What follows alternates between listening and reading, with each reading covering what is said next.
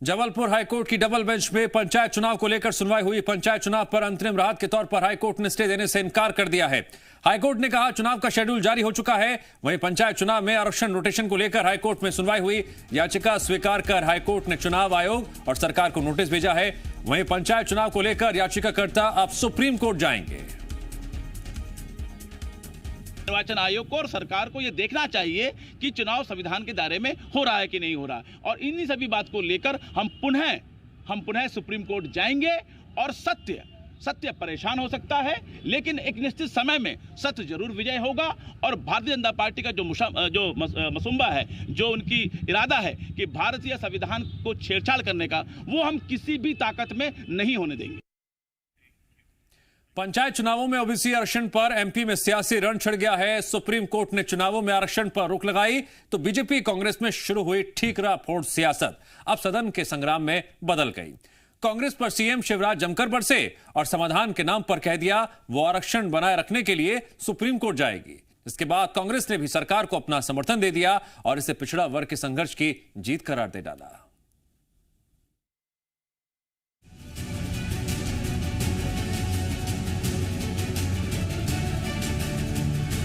MP में होने वाले पंचायत चुनावों पर सस्पेंस खत्म होने का नाम ही नहीं ले रहा है। करीब 2 साल से लटकते आ रहे चुनाव तय तारीख पर हो भी पाएंगे, इसको लेकर अभी भी सस्पेंस बरकरार है। दरअसल राज्य निर्वाचन आयोग ने चुनावों का जैसे ही ऐलान किया, कांग्रेस रोटेशन और परिसीमन को लेकर कोर्ट चली गई। हाईकोर्ट ने मामले में अर्जेंट सुनवाई से इनकार किया तो कांग्रेस ने देश की सबसे बड़ी अदालत का दरवाजा खटखटा दिया।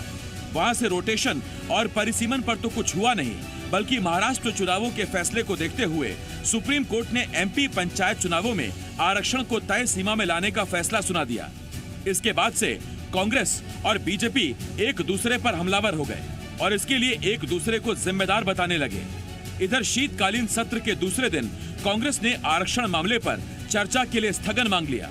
चर्चा के दौरान कांग्रेस ने जहां सरकार को इस सब के लिए जिम्मेदार ठहराने की कोशिश की, तो वहीं सरकार ने भी कांग्रेस को ही पूरे फसाद की जड़ बता दिया।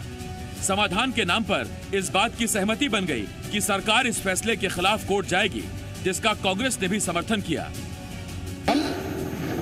ओबीसी के आरक्षण के साथ ही पंचायत के चुनाव हो, इसमें कोई कसर नहीं छोड़ेंगे।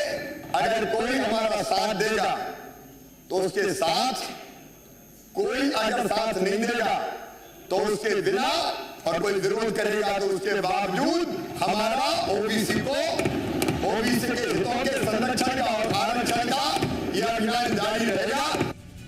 इससे पहले सदन में मंत्री भूपेंद्र सिंह ने कांग्रेस के 27% ओबीसी आरक्षण को दिखावा बताया और साबित करने की कोशिश की कि आरक्षण को लागू करवाने के लिए कांग्रेस ने कोई कदम नहीं उठाए। जबकि कांग्रेस की दलील ये थी कि जब सरकार की तरफ से कोर्ट में मजबूत पैरवी करने की जरूरत थी, सरकार के वकील या तो नदारद रहे या फिर कोर्ट में चुप्पी साध गए। सदन के हमारे विपक्ष के नेता माननीय कमलनाथ जी ने बात रखी थी कि आपने गलती की, हालांकि डिले किया, तत्काल निर्णय लेना था। पहली बात तो जब इस तरह के निर्णय आ रहे थे, सरकारी अधिवक्ता कोर्ट में मौजूद थे, उनको प्रतिकार करना था। ये लोग जिस तरह से वाद प्रतिवाद कर रहे थे, जिस तरह से इस विषय को विलुप्त करने में लगे थे, इतने सेंसिटिव विषय को, अधिकार मिला हुआ जो कितने वर्षों का था उसको खत्म कर दिया। 7 वर्ष पूर्व की व्यवस्था में चुनाव करा रहे हो, तो कहीं न कहीं इनकी मानसिकता में खोट तो है। केस नंबर के साथ, डेट के साथ, याचिकाकर्ता के साथ, जो जया ठाकुर हैं, सैयद जाफर है, ये किस पार्टी से हैं, ये सारी बातें हम लोगों ने विधानसभा में रखी हैं और इससे स्पष्ट हो गया है कि कांग्रेस, और स्वीकार भी किया है हमारे माननीय नेता प्रतिपक्ष ने कि हम सर्वोच्च न्यायालय गए थे स्टे के लिए। तो अब ये सारी बातें स्पष्ट हो गई हैं कि कांग्रेस के कारण ही ओबीसी के आरक्षण पर स्टे हुआ है और वो स्टे कैसे हटे, इसके लिए सरकार।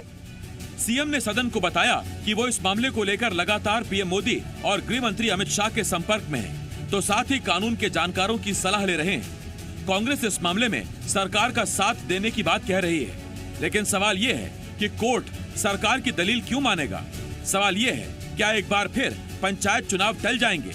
सवाल ये है, इस सब के लिए ओबीसी वर्ग की नाराजगी किस पर फूटने वाली है।